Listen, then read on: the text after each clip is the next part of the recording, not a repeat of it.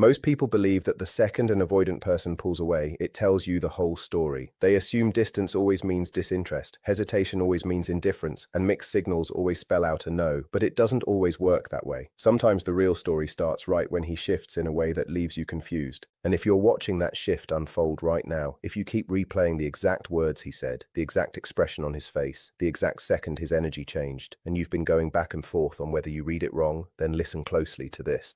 Not every retreat is rejection. Not every delay means the feeling isn't there. And not every man who struggles to move closer to you is struggling because he feels nothing. Sometimes he's struggling because he feels far too much and simply doesn't have a mature way to carry it. That doesn't mean you make excuses for poor behavior. It doesn't mean you give up your self-respect. It doesn't mean you invite confusion into your life and label it love. It means you learn to spot the glitch, the point where his usual pattern stops flowing smoothly, the point where his practice distance stops looking so effortless, the point where a man who normally guards himself starts, even briefly, to show what that guarding actually costs him. And this is exactly where a lot of women slip up. They catch that first genuine crack in his walls, and because it doesn't feel romantic enough, or quick enough, or certain enough, they walk away from the very moment that was actually showing them the truth. Here's the truth. You're not wrong for feeling worn out. You're not wrong for sensing that your heart is done with uncertainty. You're not wrong if some part of you thinks, I've been through this before. I already know how this ends. I'm not going to stand around waiting for a grown man to figure out his own feelings like he's lost inside his own home. I get it, because if you've ever heard, he isn't ready, or I need space, or I'm just overwhelmed, or I don't know what I want, you've come to learn that those words are often wrapped around disappointment. They're frequently the gentle language of limitation, and once you've been hurt before, your nervous system turns into a detective. It starts hunting for the earliest clue that this will end, just like the last one did. It wants to keep you safe by making a quick decision. It wants to save you from the slow ache of hoping for nothing, but protection can twist into distortion. And that matters here, because the real question isn't whether you should accept the bare minimum. You shouldn't. The real question is whether you can tell the difference between a man who's perfectly comfortable keeping you in his orbit, and a man who's growing uneasy because his feelings are demanding more from him than his old defenses were built to handle. Those two men are not the same. One soaks up your warmth without ever offering his own. The other becomes visibly rattled by how much you mean to him. One wants all the perks of closeness without the weight of commitment. The other starts falling apart a little because connection is asking him to abandon the very strategy that once kept him protected. One keeps things stable and tilted in his favor. The other begins losing his grip on himself, and if you can't tell them apart, you'll either stay far too long with the wrong man or walk away far too soon from the right one. Picture this. It's 11 at night. Your phone sits face down on the nightstand. You've already promised yourself you won't check it again, but your thoughts keep drifting back to the last conversation. Maybe he went quiet right after getting close. Maybe he said something vulnerable, and then, the next day, retreated into a colder version of himself. Maybe he opened up with a rare kind of honesty and then pulled away right when it counted most. Now you're lying there, asking the one question that can steal weeks from a woman's life. Was that real, or was it just another half-hearted move from someone who isn't emotionally available? It's a painful question, because either answer hurts. If it was real, you're left aching over what to do with it. If it wasn't, you're left aching over almost falling for it again.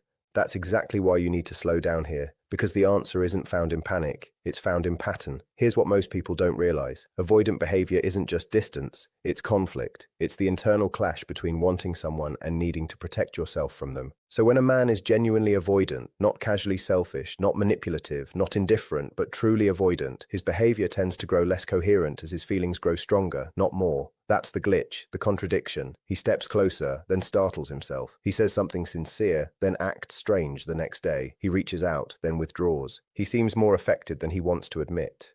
He turns more tender one moment and more guarded the next. Why? Because closeness switches on two systems inside him at once. One part of him craves connection. Another part carries old wounds that read connection as danger, as being trapped, as losing control, as losing the upper hand. When those two forces collide, you don't get a smooth, romantic build-up. You get disruption, you get unevenness, you get an emotional stutter. And here's something most people never see coming. The very shift that makes you want to run might actually be the first proof that you matter to him in a way he can't easily file away and ignore. Now let me make one thing very clear. Mattering to him is not the same as being met by him. Feeling something deeply is not the same as loving well. I need you to really hear that distinction, because too many women build a whole fantasy around a man's intensity while overlooking his actual capacity. Emotional impact and emotional maturity are two very different things. A man can be moved deeply by you and still be unable to show up for you consistently. So I'm not telling you to romanticize confusion. I'm telling you to understand what that confusion is actually made of. Is it care colliding with fear, or is it convenience colliding with your standards? One deserves your attention, the other deserves your distance. Let me be crystal clear about something. The glitch is not him vanishing for 3 weeks and then liking your story. The glitch is not him texting you at midnight simply because he's lonely. The glitch is not him feeding you just enough to keep hope alive while he keeps every option open for himself. That's not tenderness hiding under fear. That's a pattern built on access, without any real accountability. The glitch I'm describing carries a different texture entirely. It carries sincerity. It carries confusion within himself. It carries a kind of unplanned honesty that slips through the cracks. He says more than he meant to say. He shows something real and then looks like he regrets being seen at all. He reacts to the thought of losing you in a way that catches even him off guard. He notices you're gone more than he expected to. He becomes more present after a moment of raw honesty, not because he's suddenly a changed man, but because something inside him has been touched, and he can't just pretend it wasn't. That's a completely different energy. I'm about to say something, and some of you won't agree with it. A man can love you and still pull away, not because his love is weak, but because his inner structure is weak, because the walls he built to survive his past can't tell the difference between intimacy and threat. And if you've ever loved someone avoidant, that sentence hits like both relief and grief all at once. Relief because it finally explains something. Grief because an explanation doesn't equal a resolution. You can understand his pattern completely and still suffer inside it. You can see the wound clearly and still get cut by the behavior it causes. That's exactly why your job was never to become the translator of his silence while abandoning your own worth.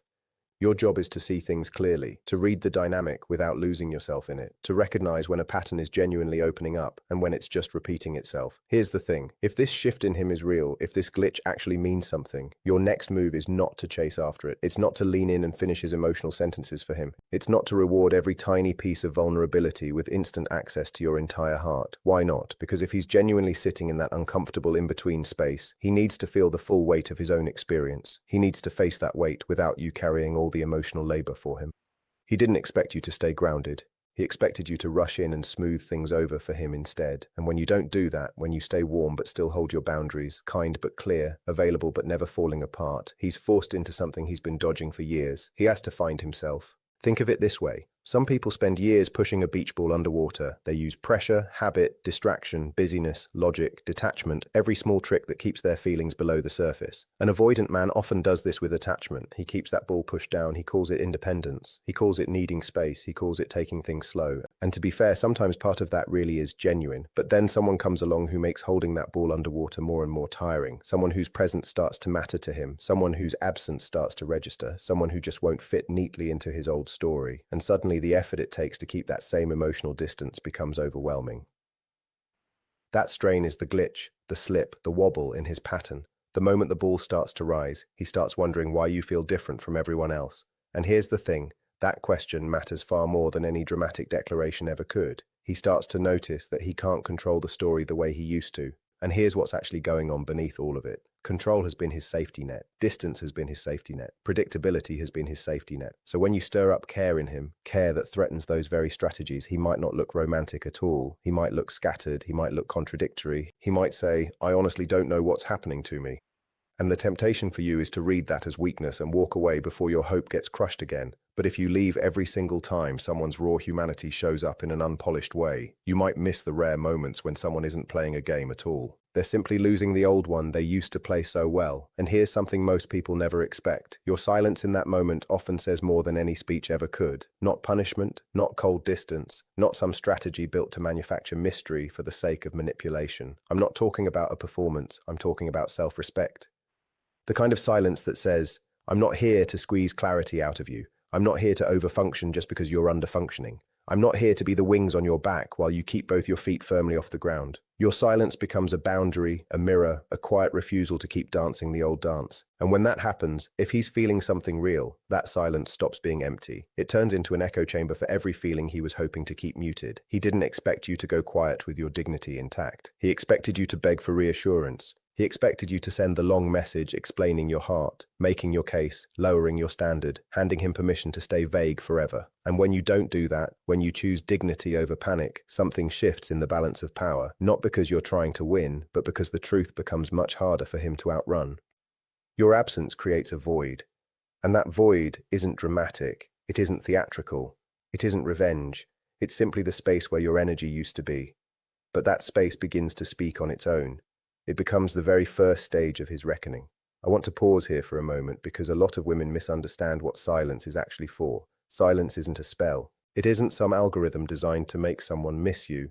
It isn't a trick for reclaiming the upper hand. If you use silence as a gimmick while you're secretly buzzing with desperation inside, that desperation will still end up steering your choices. You'll break the silence too soon. You'll watch his every move. You'll build his whole story inside your own head and call it intuition. That isn't silence, that's surveillance. Real silence looks different. Real silence is when you stop auditioning for a role in his life and come back home to your own. It's when you stop handing meaning to a man who hasn't yet learned to speak with any consistency. It's when your own worth starts sounding louder to you than his uncertainty ever could. And this is where the picture really matters. First, there's the void, the sudden absence of your reaching out. You're smoothing things over, you're being available on demand. Then that void turns into a vacuum because he realizes something familiar is no longer cushioning him from the consequences of his own indecision. Then the vacuum turns into an echo because every memory of your warmth starts bouncing back to him in a much quieter room. Then the echo turns into weight because what once felt optional now feels strangely heavy in its absence. Then that weight turns into a question. Why isn't she chasing me? Why does this feel so different? Why do I keep thinking about her? Then the question turns into a reckoning, because now he has to face the possibility that he didn't just lose something convenient. He lost a woman with real dignity. And if he keeps running from that reckoning, the whole situation becomes like a glass terrarium he built to protect himself, clear enough that he can see love right outside it, sealed tight enough to keep him completely alone inside it. That's what real absence can do. It doesn't attack him. It reveals him. He starts wondering whether your silence means you're finished with him. And here's the thing, that's the question, where his feelings stop being just theoretical. He starts replaying the moments he brushed past too carelessly. And here's the truth. Memory shifts the moment loss walks into the room. He starts to feel the discomfort of no longer having that same easy access to you. And here's what most people completely miss. Access often works like an anesthetic. Take away the anesthetic, and the feeling finally wakes up. This is exactly why an avoidant man can seem calm while you're around and far more stirred once you're gone. Your availability helps keep his anxiety regulated while also shielding him from the consequences of actually choosing. Once that availability is no longer guaranteed, the whole emotional equation changes. He didn't expect you to step outside his orbit. He expected you to stay a steady planet circling his chaos. He expected your care to keep orbiting no matter how inconsistent his own behavior became. And when you stop doing that, he loses more than just contact. He loses the illusion that he could keep postponing clarity forever. That's why the glitch matters so much, because it tends to show up right before he realizes the old pattern simply won't keep working anymore. It shows up the moment he senses your energy stepping outside the old script. It shows up when he can no longer assume you'll just wait in place while he figures himself out on borrowed time. And that realization can push him toward one of two things. It can send him retreating deeper into his defenses, or it can finally push him toward the truth. Now let me explain something slowly. The shift you're looking for isn't perfection, it's movement toward accountability. If he's affected but not actually growing, that's not enough. If he's confused but still expects full access to you,